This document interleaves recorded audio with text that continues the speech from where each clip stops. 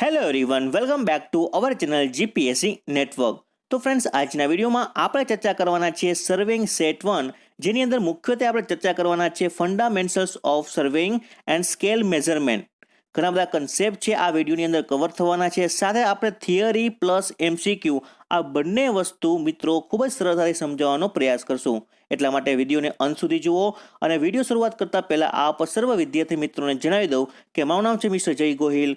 અને જો તમે સોશિયલ મીડિયાની અંદર કનેક્ટ થવા માંગતા હોય તો આ આઈડીઝ પર મને ફોલો કરી શકો છો. સાથે કોઈ પણ ક્વેશ્ચન્સ, કોઈ પણ ડાઉટને પૂછવા માટે ઇન્સ્ટાગ્રામમાં મેસેજ પણ કરી શકો છો. અને આપણા તમામ લેક્ચરની PDF as well as daily આપણે technical as well as non ટેકની જે ક્વિઝ થાય છે, આ ક્વિઝની અંદર પાર્ટિસિપેટ કરવા માટે જીપીએસસી નેટવર્ક નામની ટેલિગ્રામ ચેનલને પણ ખાસ જોઈન કરી શકો છો. તો ચાલો ફ્રેન્ડ્સ, વિડીયોની શરૂઆત કરીએ.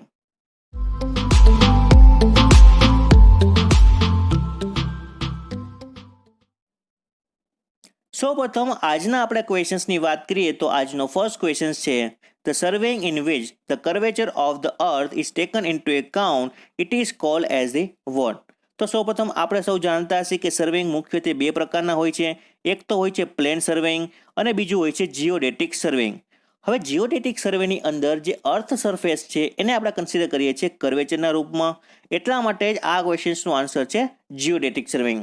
હવે પ્લેન સર્વેઇંગ અને જીઓડેટિક સર્વેને એક કમ્પેરિઝનના રૂપમાં સમજીએ તો જીઓડેટિક સર્વેઇંગ કોને કહેવામાં આવશે, અથવા જીઓડેટિક સર્વેની અંદર જે કર્વેચર ઓફ ધ અર્થ છે એ કન્સિડર કરવામાં આવે છે, જ્યારે પ્લેન સર્વેની અંદર કર્વેચર કન્સિડર કરવામાં આવતી નથી. આ એક મુખ્ય તફાવત છે. ત્યારબાદ જે પણ સર્વે એરિયા 250 કિલોમીટર સ્ક્વેરથી ઓછો હશે તો એવા સર્વેને આપણે પ્લેન સર્વે તરીકે ઓળખશું. અને જે પણ સર્વે એરિયા 250 કિલોમીટર સ્ક્વેરથી વધારે હશે તો એવા સર્વેને આપણે જીઓડેટિક સર્વે તરીકે ઓળખીશું. આ બે વસ્તુ થઈ. એક વધુ વસ્તુની આપણે વાત કરીએ તો જે જીઓડેટિક સર્વે છે એની એક્યુરેસી પ્લેન સર્વે કરતાં વધારે હશે, એટલે કે એક્યુરેસી હાઈ હશે, જ્યારે પ્લેન સર્વેની એક્યુરેસી કમ્પેર ટુ જીઓડેટિક ઓછી હશે. હવે પ્રશ્ન થાય કે પ્લેન સર્વેઇંગ અને જીઓડેટિક સર્વેનો કઈ જગ્યાએ આપણે એપ્લિકેશન છે. તો પ્લેન સર્વે છે એ મિત્રો જે ગવર્મેન્ટ એજન્સી છે, સ્ટેટ એજન્સી છે, લાઈક ઇરિગેશન ડિપાર્ટમેન્ટ છે, રેલવે ડિપાર્ટમેન્ટ છે, તો આવા ડિપાર્ટમેન્ટની અંદર એટલે કે જે સ્મોલ એરિયા છે, ખાસ કરીને જે સ્મોલ એરિયા માટે આપણે પ્લેન સર્વેનો યુઝ કરશું. અને જ્યારે આપણે જીઓડેટિક સર્વેઇંગ છે, geodetic survey of India GTS benchmark છે, આ બધી જ વસ્તુ એસ્ટાબ્લિશ કરવા માટે આપણે જીઓડેટિક સર્વે યુઝ કરશું. વધુમાં એક આપણે ઓપ્શન હતું હાઇડ્રોગ્રાફિક સર્વેઇંગ. તો હાઇડ્રોગ્રાફિક સર્વેને પણ આપણે સમજીએ તો હાઇડ્રોગ્રાફિક સર્વેને મિત્રો બીજી એક ભાષામાં કહેવામાં આવે છે મેથેમેટિક સર્વે. હવે હાઇડ્રોગ્રાફિક સર્વેમાં શું કરવામાં આવે છે, તો સર્વે કરવામાં આવે છે physical features present in the under water, એટલે કે અંડર વોટરની અંદર જે કંઈ ફિઝિકલ ફીચર્સ છે એનો સર્વે કરવાનું કામ શેની અંદર કરવામાં આવે છે, હાઇડ્રોગ્રાફિક સર્વેની અંદર. એટલે કે જે પણ મેઝરમેન્ટ છે એ લેવામાં આવે છે બીનીથ ઓફ ધ વોટર, એટલે કે વોટર દરિયા કિનારા છે તો દરિયા કિનારાની અંદર, દરિયાની અંદર જે પણ ફિઝિકલ ફીચર્સ છે એનો સર્વે કરવામાં આવે છે હાઇડ્રોગ્રાફિક સર્વેની અંદર. હવે ઘણા બધા ફેક્ટર્સ છે એ પણ અફેક્ટ કરે છે, જેમ કે ડ્રેગિંગ છે, મેરીન કન્સ્ટ્રક્શન છે, ઓફશોર ડ્રિલિંગ છે. આવા બધા કન્સ્ટ્રક્શનની અંદર હાઇડ્રોગ્રાફિક સર્વેની જરૂર પડે છે. હવે પ્રશ્ન થાય કે જે હાઇડ્રોગ્રાફિક સર્વે છે એ મેઇનલી શેના વડે કન્ડક્ટ કરવામાં આવે છે, તો એ કન્ડક્ટ કરવામાં આવે છે સેન્સર્સ દ્વારા, અથવા સાઉન્ડિંગ, અથવા ઇલેક્ટ્રોનિક જે સેન્સર સિસ્ટમ છે એના દ્વારા. પરંતુ આવા પ્રકારના જે સેન્સર છે એનો આપણે સેલો વોટર સુધી જ આપણે એનો યુઝ કરી શકશું. હવે વધુમાં આપણે વાત કરીએ કે એપ્લિકેશન શું હોઈ શકે છે હાઇડ્રોગ્રાફિક સર્વેની. તો હાઇડ્રોગ્રાફિક સર્વે છે એ ડ્રોગ અને હાર્બર એન્જિનિયરિંગ છે તેમાં મુખ્યત્વે યુઝ થાય છે. Irrigation, river works, land reclamation, water power, flood control અને સીવેજ ડિસ્પોઝલની અંદર હાઇડ્રોગ્રાફિક સર્વે છે આપણે યુઝ કરીએ છીએ. તો આ વાત થઈ હાઇડ્રોગ્રાફિક સર્વેની. Next question is which of the following scale is the smallest one. તો અહીં આપેલા ઓપ્શનમાંથી કઈ સ્કેલ સ્મોલેસ્ટ છે એ આપણે ફાઇન્ડ કરવાનું છે. આ ક્વેશ્ચન્સમાં આપણને બે વસ્તુ ખાસ ખબર હોવી જોઈએ. એક તો સ્કેલ કોને કહેવામાં આવશે અને બીજું આરએફ કોને કહેવામાં આવે છે. આરએફનો મતલબ થાય છે રિપ્રેઝેન્ટેટિવ ફેક્ટર. તો સૌપ્રથમ આપણે રિપ્રેઝેન્ટેટિવ ફેક્ટર અને સ્કેલ વચ્ચેનો બેઝિક તફાવત જોઈ લઈએ. તો સ્કેલ કોને કહેવામાં આવશે? Scale it is the ratio between the distance on the map to the distance on the ground. તો આને આપણે સ્કેલ કહીએ છીએ. ફોર એક્ઝામ્પલ, હું કોઈ 100 મીટર ડિસ્ટન્સ ગ્રાઉન્ડ ઉપર મેઝર કરું છું. હવે આ 100 મીટર ડિસ્ટન્સ મેં જે ગ્રાઉન્ડ ઉપર મેઝર કર્યું છે એને ડાયરેક્ટલી મેપ ઉપર એસ્ટાબ્લિશમેન્ટ કરી શકીશ નહીં. એને કોઈ નાના યુનિટની અંદર કન્વર્ટ કરીને મારે એસ્ટાબ્લિશમેન્ટ કરવું પડશે. તો હું 100 મીટર બરાબર ધારું છું 10 સેન્ટીમીટર, એટલે કે આ 10 સેન્ટીમીટર હું મેઝરમેન્ટ લઈશ પેપર ઉપર અને 100 મીટર એકચ્યુઅલી ગ્રાઉન્ડ ઉપર છે. તો આ બંને વચ્ચેનો જે રેશિયો લઈ લઈશ એને આપણે કહીએ છીએ સ્કેલ. તો સ્કેલ ઇઝ ઇક્વલ ટુ શું થશે? તો કે ડિસ્ટન્સ ઓન ધ મેપ તો આપણે કેટલું થઈ રહ્યું છે 10 સેન્ટીમીટર અને ગ્રાઉન્ડ ઉપર કેટલું છે 100 મીટર. તો આ વસ્તુ થઈ ગઈ આપણી સ્કેલ. હવે આરએફ વિશે માહિતી લઈએ તો આરએફ છે એક પ્રકારનો સ્કેલ જ છે મિત્રો, પરંતુ એને કંઈક દર્શાવવાની જે પદ્ધતિ છે આ પદ્ધતિ કંઈક અલગ પડે છે. કેવી રીતે અલગ પડે છે? તો કે જે આરએફ છે it is also the ratio between the distance on the map to the distance on the ground. પરંતુ જે ડિફરન્સ છે એ વસ્તુની વાત કરીએ તો જે ન્યુમેરેટર છે એટલે કે અંશ છે એ અંશ આપણો હોવો જોઈએ યુનિટી એટલે કે એક, અને ડિનોમિનેટર છે એટલે કે છેદ છે આપણો એ છેદ આપણો મિત્ર હોવો જોઈએ કોઈ ફ્રેક્શન અથવા તો નંબર. અને આ બંને અંશ અને છેદ આ બંને સેવા હોવા જોઈએ તો બંને સેમ યુનિટમાં હોવા જોઈએ. આ એક કન્ડિશન છે આરએફને દર્શાવવા માટે.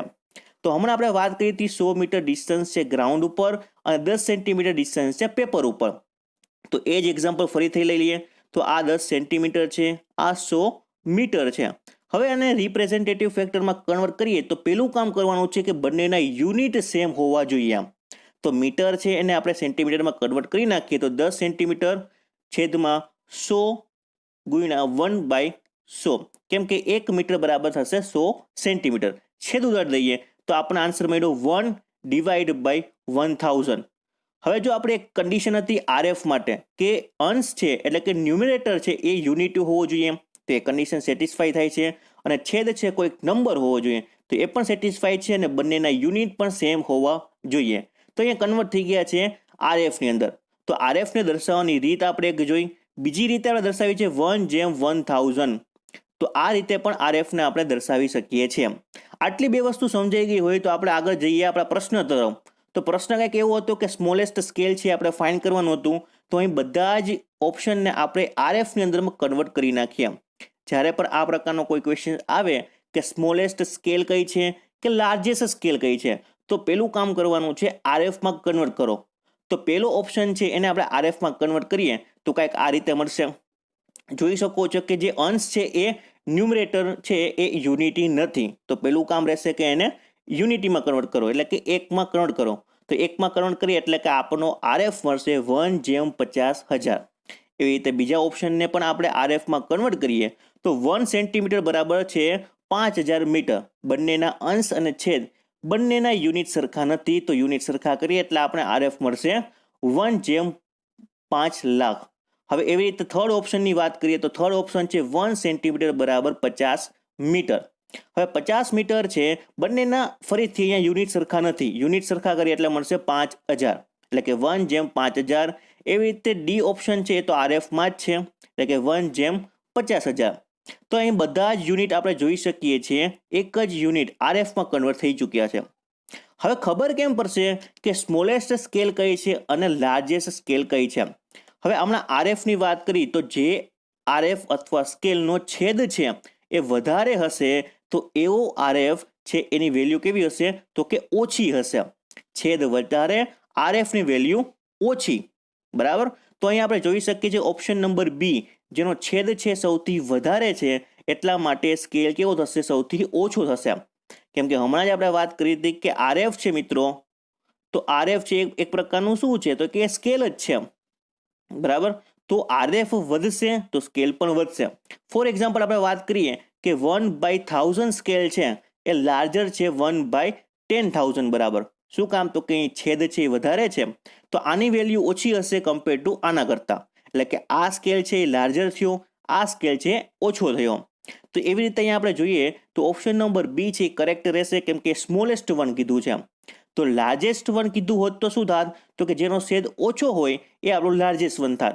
તો ઓપ્શન નંબર સી છે એ આપણો લાર્જેસ્ટ સ્કેલ થાત. પ્રશ્ન શું હતો કે લાર્જેસ્ટ સ્કેલ કયો છે અથવા તો સ્મોલેસ્ટ સ્કેલ કયો છે. તો એક તમારે નોટ કરીને રાખવાનું છે કે જો આરએફની વેલ્યુ વધારે તો અલ્ટિમેટલી સ્કેલ પણ કેવો થશે, વધારે. આ કન્સેપ્ટ તમને ખ્યાલ હશે તો આ ક્વેશ્ચનના કન્સેપ્ટ ઉપર તમે ઘણા બધા ક્વેશ્ચન્સ તમે સોલ્વ કરી શકશો. Next question is the main principal of a field સર્વેઇંગ is a work from the wall. Now it is a work from the wall to the part. હવે બેઝિકલી સર્વેઇંગના બે પ્રિન્સિપલ છે એ મુખ્યત્વે આપણે યાદ રાખવાના છે. એક પ્રિન્સિપલ છે work from the wall to the part and second principle છે locating a location of a point by taking at least 2 measurement. હવે આ બે પ્રિન્સિપલ આપણને બધાને ખબર હશે અને યાદ પણ હશે, પરંતુ આનો મતલબ એકચ્યુઅલી શું થાય છે એ આપણને ખબર હોતી નથી. તો બેઝિકલી આપણે મતલબ જાણવાનો પ્રયાસ કરીએ work from the wall to the part. For example મારે કોઈ 200 મીટર ડિસ્ટન્સ છે ગ્રાઉન્ડ ઉપર મેઝર કરું છું. આ 200 મીટર ડિસ્ટન્સ હું કોઈ ચેન અથવા ટેપ વડે હું માપીશ. ફોર એક્ઝામ્પલ હું લઈ લઉં છું 20 મીટરની ટેપ. હવે 20 મીટરની ચેન અથવા ટેપ વડે હું આ 200 મીટર ડિસ્ટન્સ માપીશ. તો કેવી રીતે માપીશ? તો કે અહીં આ પોઈન્ટ એ થી લઈને બી સુધી, એથી સ્ટાર્ટ કરીશ તો 20 metre first, second 20 metre, third 20 metre, fourth 20 metre, આમ કરતાં કરતાં હું 200 મીટર ડિસ્ટન્સ માપીશ. હવે આપણને બધાને ખબર હશે કે ગ્રાઉન્ડ છે ફેરલી લેવલ હશે નહીં, એ અનઇવન પણ હોઈ શકે છે. તો ફર્સ્ટ 20 મીટર હું ડિસ્ટન્સ માપીશ ત્યારે કોઈ એરર આવી શકે છે અને આ એરરનું નામ આપું છું E1. એવી રીતે સેકન્ડમાં E2, થર્ડમાં E3. તો અલ્ટિમેટલી જ્યારે પણ હું 200 મીટર ડિસ્ટન્સ માપી રહીશ ત્યારે કંઈક એક્યુમ્યુલેશન ઓફ એરર છે એ આપણે એડ થતા જશે. હવે E1, E2, E3 આ બધી જ એરર છે 200 મીટર ડિસ્ટન્સ માપવામાં એડ થવાના કારણે જે પરફેક્ટ માપ છે આપણને મળી શકતું નથી. એટલે કે આપણને કંઈક મળે છે 200 plus or minus summation of error. બરાબર, એટલે કંઈક 200 કરતાં કંઈક માપ ઓછું પણ મળી શકે, વધારે પણ મળી શકે, પરંતુ આપણું 200 મીટરનું માપ એક્ઝેક્ટલી છે એ મળશે નહીં. હવે આ જ પ્રોબ્લેમ, આ જ ડિફિકલ્ટીને ઓવરકમ કરવા માટે પ્રિન્સિપલ છે work from the wall to the part. શું છે પ્રિન્સિપલમાં? વાત એમ પ્રકારની કહેવામાં આવે છે કે ફોર એક્ઝામ્પલ કોઈ એક આ એરિયા છે. આ એરિયાની અંદર હું એવા ફિક્સ પોઈન્ટ એટલે કે કંટ્રોલ પોઈન્ટને હું ડિફાઇન કરી દઉં. ફોર એક્ઝામ્પલ હું આ 3 કંટ્રોલ પોઈન્ટને ડિફાઇન કરું છું. પ્રશ્ન થાય કે કંટ્રોલ પોઈન્ટ કોને કહેવાય? તો કંટ્રોલ પોઈન્ટ એને કહેવામાં આવશે કે જે પોઈન્ટનું એલિવેશન નોન હોય અને ફિક્સ્ડ હોય. તો એવા પોઈન્ટને આપણે કંટ્રોલ પોઈન્ટ તરીકે ઓળખીએ. ફોર એક્ઝામ્પલ 1, 2 અને 3 આ 3 કંટ્રોલ પોઈન્ટ્સ હું લઈ લઉં છું અને ફોર એક્ઝામ્પલ જે કંટ્રોલ પોઈન્ટ 1 છે એની આજુબાજુનો એરિયા હું આ મેઝર કરી લઈશ. એવી રીતે કંટ્રોલ પોઈન્ટ 2ની આજુબાજુનો એરિયા મેઝર કરીશ અને સેમ રીતે કંટ્રોલ પોઈન્ટ 3ની આજુબાજુનો એરિયા હું મેઝર કરી લઈશ. હવે થાય છે શું? તો કે આ 3 એરિયા છે એ 3 ભાગની અંદરમાં ડિવાઈડ થઈ ગયો. એરિયા નંબર 1, 2 અને 3. હવે 1નો જે એરિયા છે એ માપવામાં જે પણ એરર આવશે એ 2 અને 3ને અફેક્ટ કરશે નહીં. એવી રીતે 2નો જે એરિયા માપવામાં જે પણ એરર આવશે એ 1 અને 2 આ બંનેને એરર છે એ અફેક્ટ કરશે નહીં. એટલે કે એરર કેવી થઈ જશે? લોકલાઇઝ થઈ જશે. બરાબર, તો આ જ લોકલાઇઝ કરવાની જે પદ્ધતિ છે, આ જે મેથડ છે, સિસ્ટમ છે, એને આપણે કહીએ છીએ work from the wall to the part. હવે સેકન્ડ પ્રિન્સિપલ છે location of a point by taking at least 2 measurement. એનો મતલબ શું થાય છે કે ફોર એક્ઝામ્પલ કોઈ એક આ પોઈન્ટ છે, એનો કંઈક કોર્ડિનેટ છે x1, y1. હવે આ એક પોઈન્ટની મદદથી કોઈ પણ બીજો કોઈ પોઈન્ટ છે અથવા ત્રીજો પોઈન્ટ હું એસ્ટાબ્લિશમેન્ટ કરી શકીશ નહીં. જો મારી પાસે 2 પોઈન્ટ હોય, માની લો કે આનો કોર્ડિનેટ છે x2, y2. હવે 2 પોઈન્ટ છે, આ 2 પોઈન્ટ ઉપરથી કોઈ ત્રીજો પોઈન્ટ મારે મેઝર કરવો છે તો હું આસાનીથી આ ત્રીજો પોઈન્ટ ડિફાઇન કરી શકીશ. બરાબર, અને આ એરિયા હું મેઝર કરી શકીશ.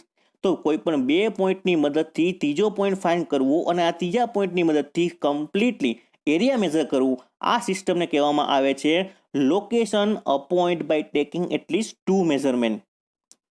નેક્સ્ટ ક્વેશ્ચન તરફ આગળ વધતા પહેલા એક વસ્તુ તમે નોટ ડાઉન કરીને રાખી શકો છો કે હવે કોઈ પણ એક્ઝામમાં ક્વેશ્ચન્સ એવો પૂછાશે નહીં કે પ્રિન્સિપલ શું છે work from the wall to the part કે લોકેશન ઓફ અ પોઈન્ટ. હવે એમ પ્રશ્ન પૂછાય છે કે work from the wall to the part જે પ્રિન્સિપલ છે, આ પ્રિન્સિપલની અંદર એનો મતલબ શું થાય છે અથવા એનો એપ્લિકેશન શું છે? તો work from the wall to the પાર્ટનો જે એપ્લિકેશન છે એનો ઉદ્દેશ્ય છે કે localise the error and prevent their accumulation.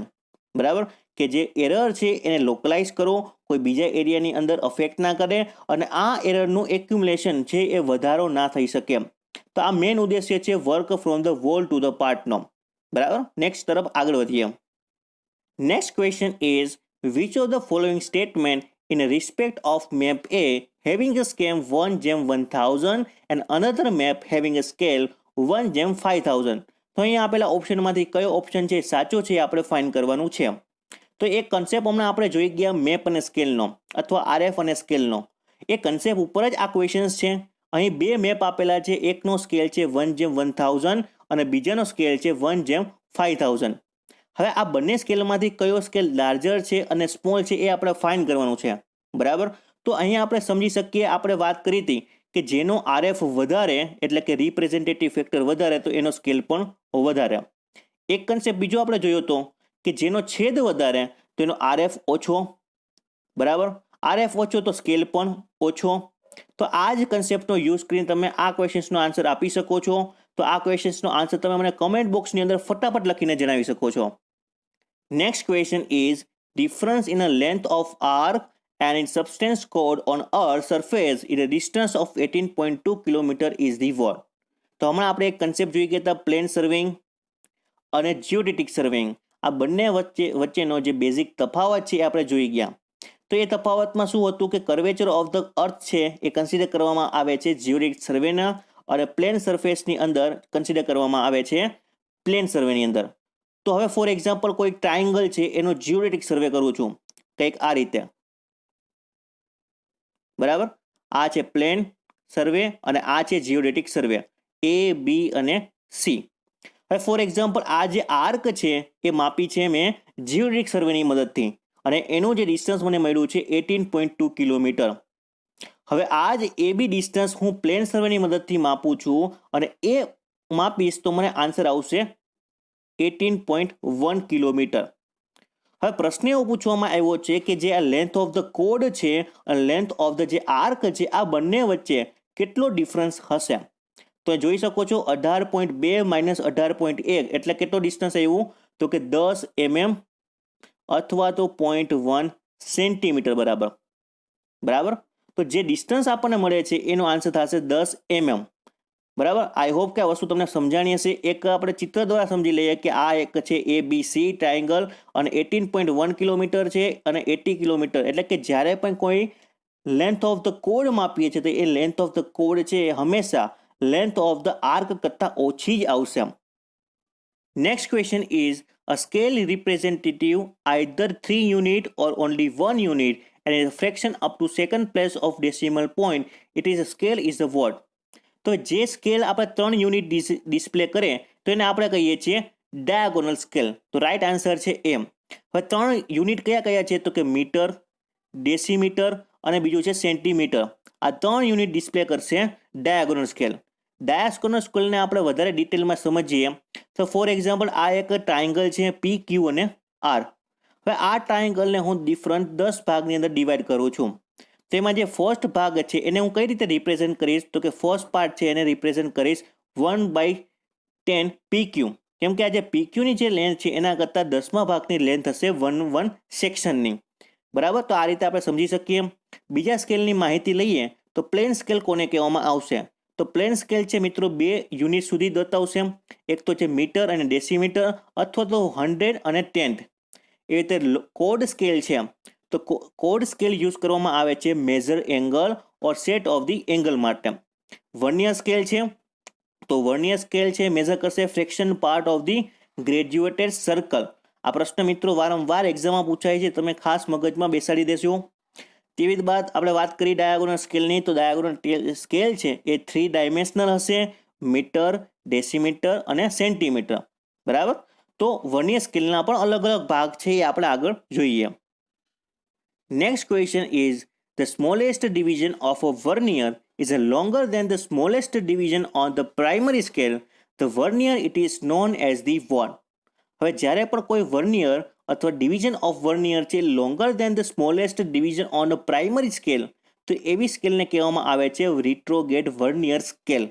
અને જો વર્નિયર જે ડિવિઝન છે એ shorter than the smallest division of primary scale તો એવી વર્નિયરને કહેવામાં આવશે ડાયરેક્ટ વર્નિયર. આ બે વસ્તુ તમને ખાસ ખબર હોવી જોઈએ. હવે વધારે આપણે ડાયરેક્ટ વર્નિયર, રિટ્રોગ્રેડ વર્નિયર અને એક્સટેન્ડેડ વર્નિયરની માહિતી લઈએ તો જે division on the vernier scale છે એ n હશે, તો આ 3 સ્કેલની અંદર કોમન રહેશે.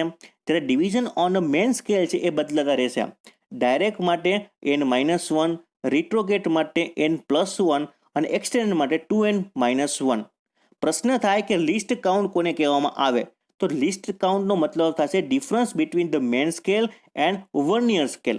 આ બંને વસ્તુ વિશેનો જે ડિફરન્સ છે એને આપણે કહીએ છીએ લિસ્ટ કાઉન્ટ. અધરવાઇઝ જે વર્નિયર સ્કેલનો ડિવિઝન છે અને મેન સ્કેલનો જે ડિવિઝન છે બંનેનો આપણે રેશિયો લઈ લઈએ તો પણ આપણને મળશે લિસ્ટ કાઉન્ટ. લિસ્ટ કાઉન્ટ એટલે કે કેટલું એની એક્યુરેસી છે, કોઈ પણ સ્કેલની એક્યુરેસી કેટલી છે એને આપણે કહીએ છીએ લિસ્ટ કાઉન્ટ. હવે એ જ પ્રકારનો ક્વેશ્ચન્સ મેં તમારા માટે અહીંયા મૂક્યો છે. તમારા મને આ ક્વેશ્ચન્સનો આન્સર કમેન્ટ બોક્સની અંદર લખીને ખાસ જણાવવાનો છે કે એવી વર્નિયર સ્કેલ છે કે જેની અંદર 10 ડિવિઝન છે વર્નિયર સ્કેલમાં અને 9 ડિવિઝન છે મેન સ્કેલમાં, તો એ સ્કેલ કઈ હશે? તો હમણાં આપણે આ કન્સેપ્ટ જોઈ ગયા. આ જ કન્સેપ્ટ આધારિત તમારે મને આન્સર કમેન્ટ બોક્સની અંદર લખીને ખાસ જણાવવાનો છે. ત્યારબાદ આપણે ક્વેશ્ચન્સની વાત કરીએ. In case of direct vernier scale શું થશે? તો હમણાં જ આપણે વાત કરી હતી એ મુજબ કે વર્નિયર સ્કેલ છે અથવા તો ડાયરેક્ટ વર્નિયર સ્કેલ છે તો એની અંદર જે ગ્રેજ્યુએશન છે ઇન્ક્રીઝ થશે in the same direction which graduation of the main scale છે એ ઇન્ક્રીઝ.